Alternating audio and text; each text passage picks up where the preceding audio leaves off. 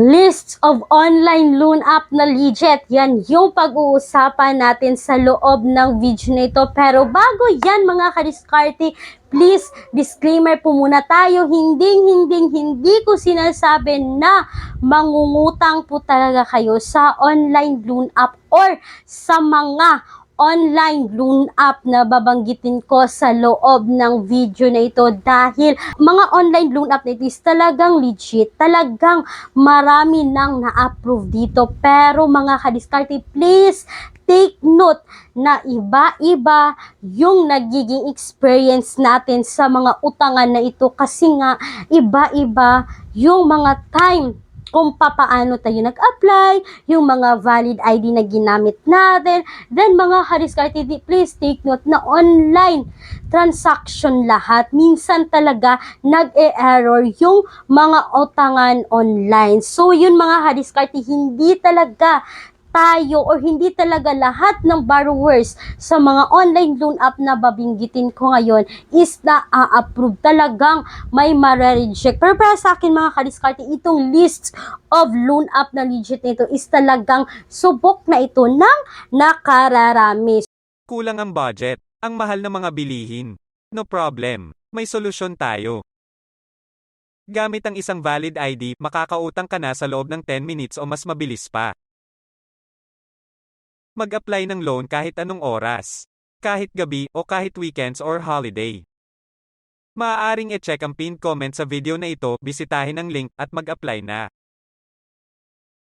So mga kadiskarte, bago tayo magsimula is gusto ko lang ibahagi sa inyo na nagla-live po ako weekly sa aking Facebook page, Diskarte with Clarice. Mga kadiskarte, kung gusto nyo sumali sa aking weekly live doon, Diskarte with Clarice is you can follow po sa Facebook page. And then mga kadiskarte, kung gusto nyong manalo sa aking pa-Gcash giveaway na dito sa video na ito, ang unang 2 tao na makakomment ng tamang hashtag word sa loob ng video na ito, hanapin yung hashtag word, ang unang 2 tao is mananalo po ng tig 50 pesos each Gcash fund. So mga kadiskarte, kung kayo ay bago dito sa aking YouTube channel at nagustuhan nyo ang video na ito, please huwag kalimutang i-like ang video na ito at maaari nyo ring i-share ang video na ito. Then mga kadiskarte, kung kayo ay bago, please huwag kalimutang mag-subscribe at i-click ang bell icon para ma-update kayo sa bawat video na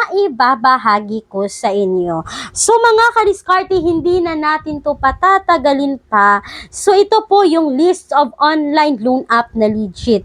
So mga kadiskarte, itong mga online loan app na babanggitin ko sa inyo, hindi nyo na kailangan pang i-install mga kadiskarte kasi po pwede kayong mag-apply dito direct po sa kanilang website. Yan mga kadiskarte, although itong mga online loan app na ito is makikita natin sa Google Play Store. So may choices kayo mga kadiskarte kung mag-install ba kayo or mag-apply kayo direct sa kanilang website. So mga kadiskarte, magsisimula na tayo. Itong online loan app na ito mga kadiskarte, napasama ko to siya sa legit kasi dami na talagang na-approve dito. Ito po ay payables in 30 days sa first loan po. Walang kaltas. Pasok agad gamit ang ating Gcash. Still, nandito pa siya sa Google Play Store. Pero pwede kayong mag-apply nito direct sa kanilang website. At ang napakaganda mga kadiskarte is mababa ang interest dito. At ang napakaganda is kapag may payslip kayo mga kadiskarte or proof of income mga kadiskarte or other documents na may work kayo mga kadiskarte is pwede pang babaan yung interest dito. Mga kadiskarte, pwede nyo pong i-uncheck yung borrower's advantage package sa online loan app na ito. Mga kadiskarte, ito po, they can offer up to 1,500 sa unang hiram mo dito mga kadiskarte. At ang sabi ko na, payables po ito up to 30 days. So mga kadiskarte, itong online loan app na ito is si Finbro.ph. Mga kadiskarte, Finbro.ph, you can apply direct sa website.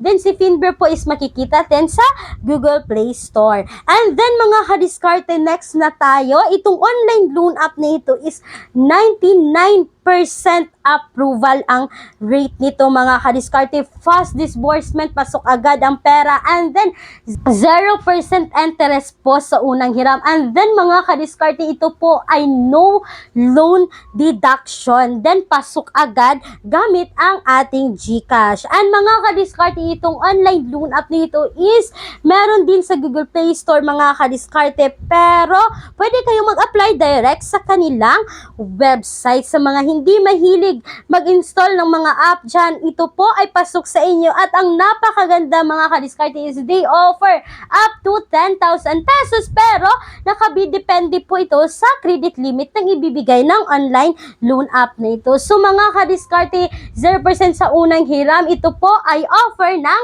Digido. Para sa akin mga kadiskarte, si Digido po is maganda naman siya, pero mga kadiskarte, sa second loan dito is medyo malaki na yung interest nila, pero mga kadiskarte, 0% interest sa unang hiram, compare natin sa ibang online loan app na ang lalaki na ng kaltas, ang lalaki na ng tubo, unang hiram mo pa lang. Pero dito kay Digido is 0% interest sa unang hiram. So yun mga kadiskarte, hindi ko sinasabi ha na lahat ng mga ito is talagang uutangan ninyo, is nagbibigay lang po ako ng mga idea sa inyo. Then mga kadiskarte, next po na loan app na napasali dito sa aking listahan is 0% interest pa rin sa unang hiram. Mga kadiskarte, less than 5 minutes lang, pasok agad yung pera. Yun, nasubukan ko na talaga itong mga kadiskarte sa online loan app na ito mga kadiskarte, is talagang nakapag 8 loan ako dito sa loan app na ito. Then mga kadiskarte, ito po ay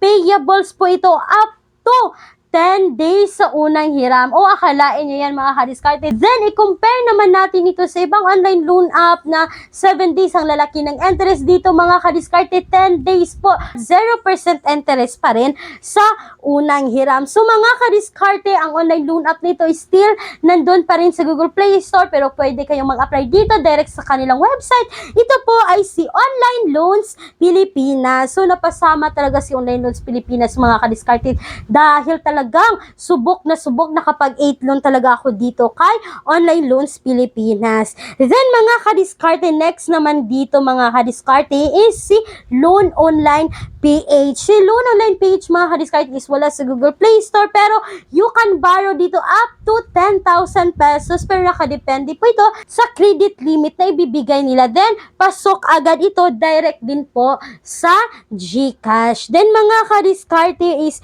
ito pong next na ito is they can offer a high amount po kapag kahit nga second loan mo pa lang dito mga kadiskarte, is pwede na kayong umutang dito ng 5,000, 7,000, 12,000 at nakadepende ito mga kadiskarte. Merong ibang nangungutang dito or talagang nakasubok sa online loan app nito na umabot talaga ng 20,000 yung second loan nila dito. Mga kadiskarte, ito po ay 0% interest sa unang hiram, pero payables lamang sa loob ng 7 araw. Ang maganda sa online loan app na ito mga kadiskarte, compare natin sa ibang utangan na kapag second loan mo is tutubo lang ng 500, tutubo lang ng 1,000, pero mga kadiskarte, si Manikat ay iba po sa lahat ng utangan. Si Manikat mga kadiskarte, pwede kayong umutang dito sa second loan ng 7,000, 12,000, 20,000, sa third loan, maaring 20,000. Ang sa akin dito mga kadiskarte, sa first loan ko dito kay Manikat is 600 po. Then second loan ko dito mga kadiskarte is 7,000.